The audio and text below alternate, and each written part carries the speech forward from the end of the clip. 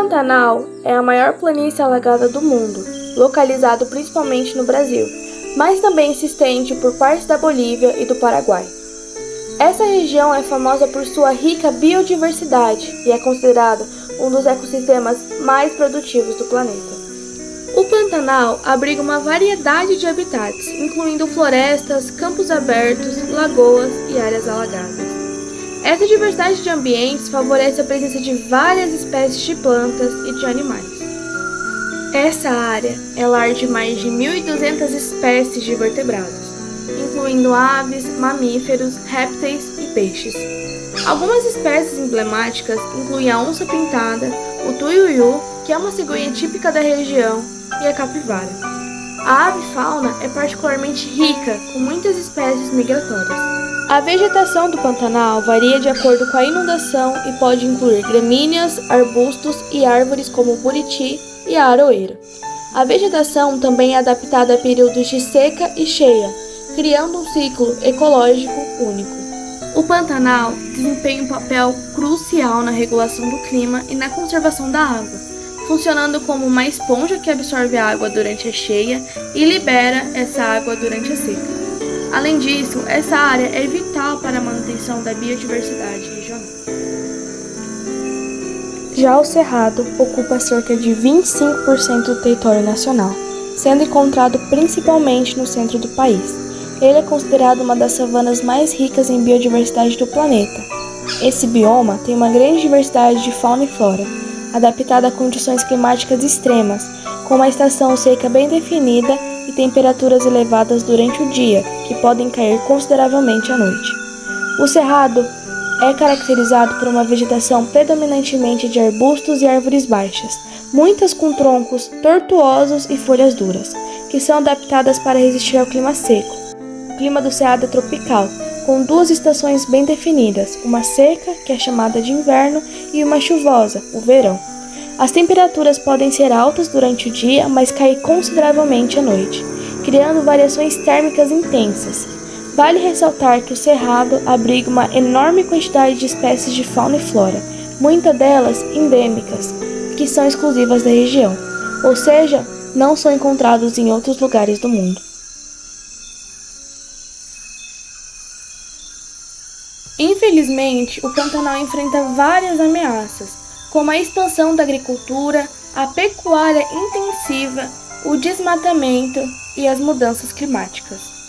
Incêndios florestais, que se tornaram mais frequentes, têm um impacto devastador sobre a fauna e flora locais. As queimadas, muitas vezes utilizadas para a limpeza de pastagens e cultivo, têm se intensificado, especialmente em períodos de seca. Esses incêndios, muitas vezes criminosos, não apenas destroem a vegetação nativa, mas também afetam a fauna, liberando grandes quantidades de carbono na atmosfera e contribuindo para as mudanças climáticas. Como exemplo, em 2020, aproximadamente 4,5 milhões de hectares do Pantanal foram consumidos pelo fogo, representando uma perda significativa de habitat e biodiversidade. Já em 2024, o clima tem sido marcado por períodos de seca, o que pode aumentar a vulnerabilidade à ocorrência de queimadas. As temperaturas elevadas e a baixa umidade também contribuem para essa situação alarmante. O Pantanal já está sentindo os efeitos das mudanças climáticas, com alterações nos padrões de chuva e temperatura. Isso pode afetar os ciclos de cheia e seca, que são fundamentais para a saúde do ecossistema. Além disso, a remoção de vegetação para dar lugar a atividades humanas provoca a fragmentação dos habitats, o que dificulta a movimentação e a reprodução de diversas espécies, aumentando a vulnerabilidade das populações de animais.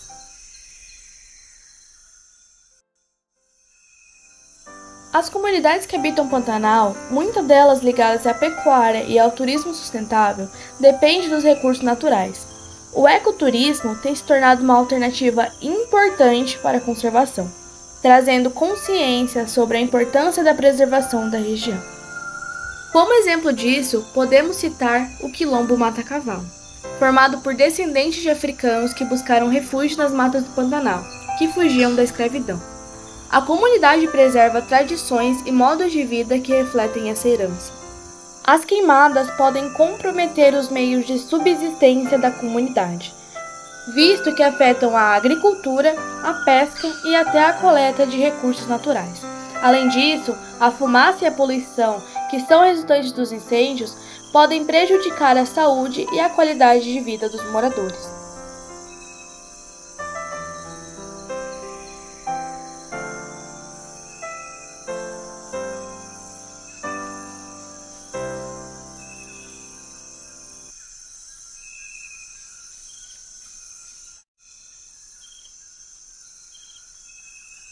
Meu nome é Maria Auxiliadora de Jesus Oliveira, eu tenho 60 anos e eu sou uma professora aposentada e agora eu sou mestra do saber aqui no Quilombo, com barras de cereais, né, e bonecas pretas de tecido.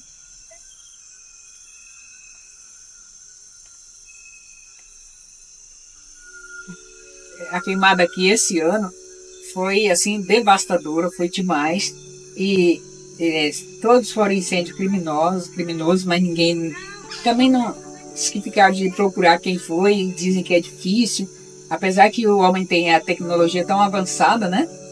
E com isso hoje mesmo tem uma jaguatirica morta no asfalto. E porque justamente os animais eles estão indo para alguns pedacinhos chamados de capão, capão de mato, aonde não passou o fogo. E está morrendo muitos com as queimadas, e morreram muitos animais com as queimadas, e ainda estão morrendo em consequência da. Por quê? Com isso acabou a mata, né? Matou todos os seres vivos para que a cadeia alimentar pudesse funcionar 100%. E aí o que acontece? Tacando fogo, mata a planta, e em consequência todos os animais presentes naquele local também vai morrer, né? Que é a flora e a fauna. Até os rios todos secaram, que passou fogo dentro dos rios esse ano, do rio Mata-Cavalo, do rio Mutuca, do rio Bento Gomes, do qual quando vocês forem para Poconeba, é a primeira ponte que vocês vão passar sobre ela. O Bento Gomes não é um rio tão pequeno, né? E ontem que nós passamos por lá, que nós vimos que começou a correr água, bem pouquinho, mas o rio secou totalmente. E esse não é o primeiro ano que o rio seca, né?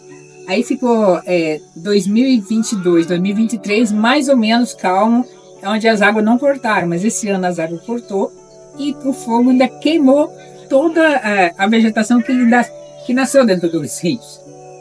Foi assim, devastador. E com isso, nós estamos sofrendo muito com a questão da alimentação, né? Porque aí quem tinha bananeira, que ainda dava para segurar, o fogo queimou. Os canaviais, o fogo queimou.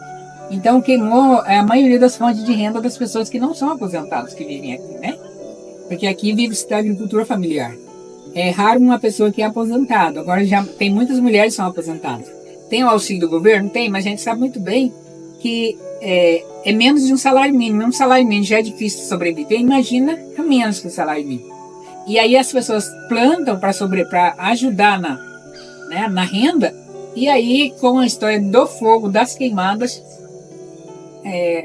a maioria, a gente não tem nem abóbora ainda esse ano.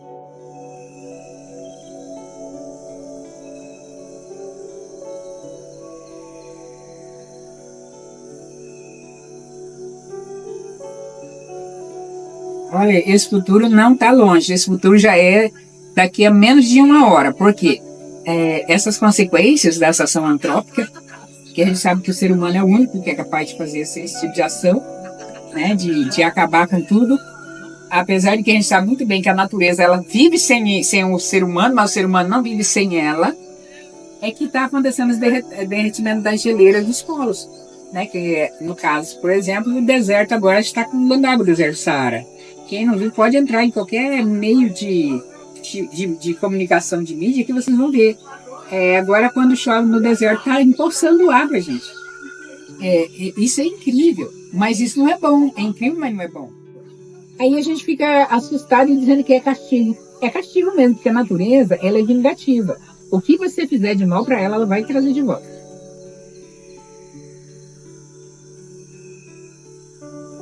Então, vamos pensar numa maneira de cada um fazer a sua parte. O recado que eu tenho que dar é: taque menos fogo no Cerrado, na Floresta Amazônica, na Caatinga, na Mata Atlântica. Gente, não taca fogo não, que assim como dói o fogo em você, também dói nas plantas, que é o ser vivo, e também dói em todos os animais daquele determinado bioma. E é isso.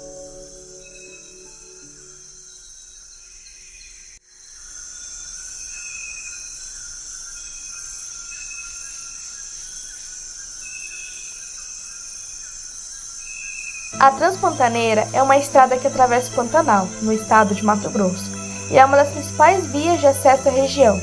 A estrada atravessa uma das áreas mais ricas em biodiversidade do mundo. Ao longo do percurso, é possível observar uma variedade de flora e fauna, incluindo aves, mamíferos e répteis, o que a torna um destino popular para observadores de aves e amantes da natureza. Durante a temporada de chuvas, algumas partes da estrada podem ficar alagadas, dificultando o tráfego. Entretanto, com as mudanças climáticas contemporâneas, que promovem a redução do volume de chuvas em determinada época do ano na região, a estrada ainda não se encontra alagada. Isso reflete diretamente na fauna e flora do local, que precisam de fontes de água para sua sobrevivência e abrigo.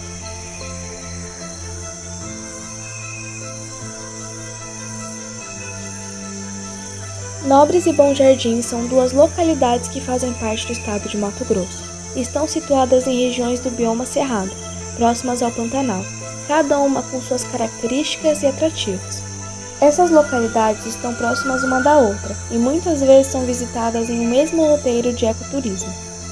Ambas oferecem experiências únicas em meio à natureza e são excelentes opções para quem busca um contato mais próximo com a fauna e flora do Cerrado e do Pantanal. Essas regiões enfrentam desafios significativos relacionados a queimadas e ao desmatamento, que afetam não apenas a biodiversidade local, mas também o turismo e as comunidades que dependem dos recursos naturais da região.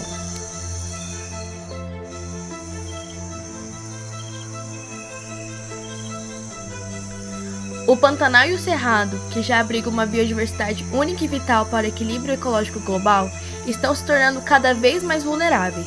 O efeito dessas destruições reverbera, afetando comunidades locais, reduzindo a qualidade da água e tornando ainda mais difícil a regeneração dos ecossistemas. Cada árvore que cai e cada incêndio fora de controle representa a perda irreparável de um pedaço desse paraíso natural. É urgente que compreendamos que a proteção desses biomas é um compromisso de todos. Não podemos permitir que a ganância e a negligência continuem consumindo o que ainda resta de nossa herança ambiental. O futuro dessas regiões, da biodiversidade que ali vive e das gerações futuras depende da nossa ação imediata.